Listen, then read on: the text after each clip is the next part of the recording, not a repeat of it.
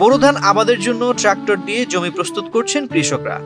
পোকামাকড় খেতে এসব জমিতে জড়ো হচ্ছে ঝাঁকে ঝাঁকে সাদা বক। ফসলের মাঝে বকের উড়াউড়ি দেখতে ভালো লাগে। শুধু তাই নয়, পোকামাকড় ও কীটপতঙ্গ খেয়ে ফসলের ক্ষতি থেকে রক্ষা করে কৃষকদের উপকার করে থাকেন কৃষক বন্ধু বক।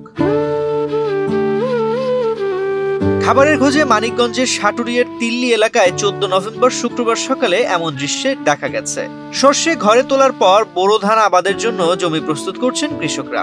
এসব জমি ঘিরে আনাগোনা বেড়েছে অসংখ্য সাদা বকের। ট্রাক্টর দিয়ে হাল চাষের সময় জমিতে থাকা কীটপতঙ্গ বের হয়ে আসে। এসব কীটপতঙ্গ খেতেই জড়ো হয় ঝাঁকে ঝাঁকে সাদা বক। এক্সট্রিম মশার কয়েল প্ল্যান্ট ফাইবার দিয়ে তৈরি, তাই সহজে ভাঙে না, সুগন্ধিযুক্ত ও নিরবিচ্ছিন্নভাবে জ্বলে। ডেঙ্গু, চিকুনগুনিয়া বাহি সহ যে কোনো মশার বিরুদ্ধে দেয় এক্সট্রিম সুরক্ষা। স্থানীয় বাসিন্দারা বলেন, জমি চাষের সময় প্রতিদিন সকাল হলেই কোথা থেকে যেন ছুটে আসে এইসব বক। একসঙ্গে ফসলের মাঠে এত বকের উপস্থিতি বছরের অন্য কোনো সময় দেখা যায় না। দল বেঁধে এসব বক ক্ষেতের পোকামাকড় খেয়ে থাকে। বকগুলো উড়াউড়ি বেশ উপভোগ করেন তারা। এ দৃশ্য দেখে তাদের মন ছুঁয়ে যায়।